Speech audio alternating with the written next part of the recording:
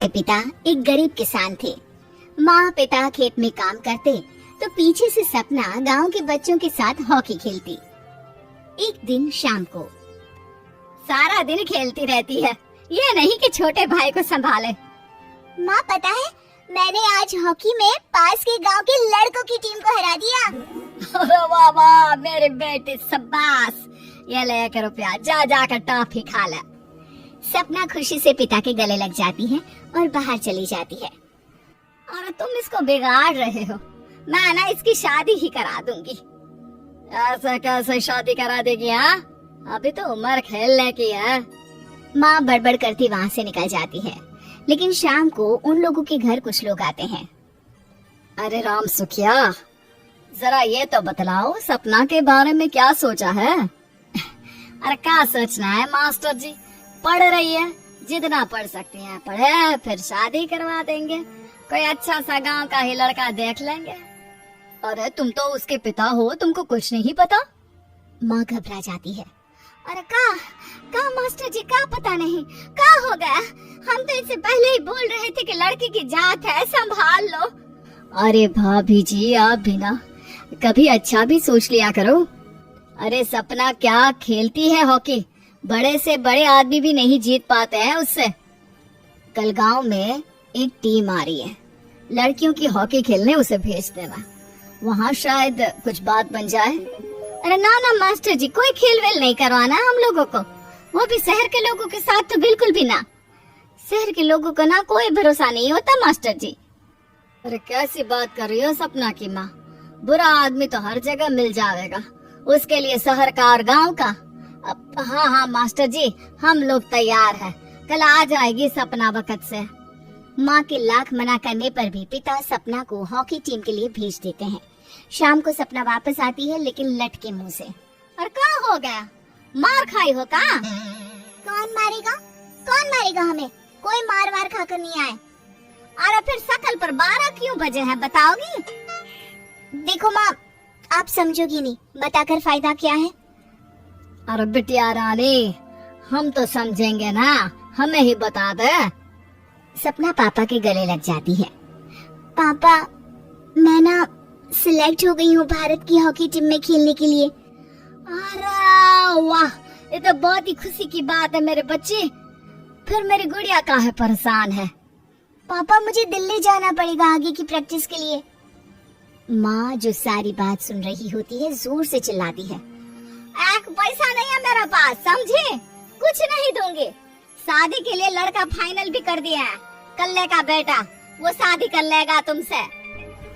सपना पिता की ओर देखती है।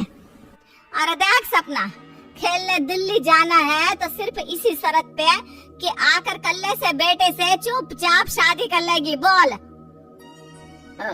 अरे ठीक है ना, कल्ले का बेटा तो बहुत ही समझदार है, सरकारी नौकरी है उसकी, मान गया वो तो सपना शादी कर लेगी। सपना भी धीरू, जो कि कल्ले का बेटा था, उसे जानती थी।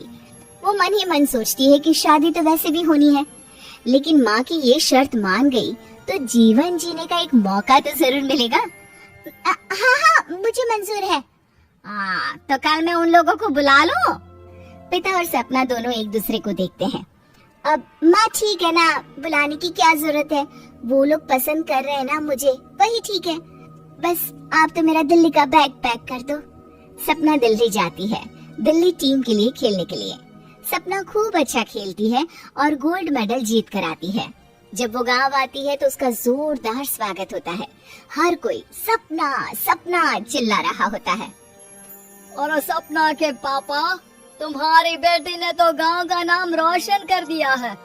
गांव की तरफ से तुम लोगों को गांव में पक्का मकान और सपना को परिषद में पक्की नौकरी देने के लिए हम तैयार हैं। अरे वाह वाह, पक्का मकान, ये तो बहुत अच्छी बात है, लेकिन सपना की नौकरी नहीं चाहिए हमें। हाँ, कैसी बात कर रही हो सपना की माँ? लड़की की नौकरी रहेगी तो अपने पैरों पर खड़ी रहेगी, किसी के आगे झुकने की जरूरत ना पड़ेगी। अरे चुप रहो, हम तो नौकरी ना करते हैं, पर मजाल है कि किसी के आगे झुके हो। ना, हमारी बेटी नौकरी नहीं करेगी।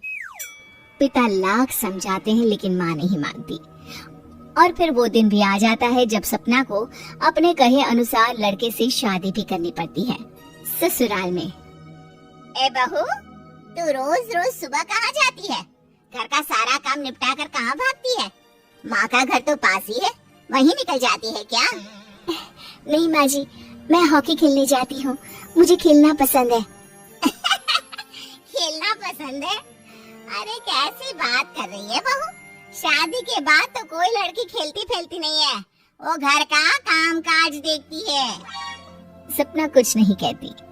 वो एक रोज कमरे में अपनी अलमारी ठीक कर रही होती है कि तब सुनो, वो जो लटक रहा है ना, क्या बोलते हैं उसे?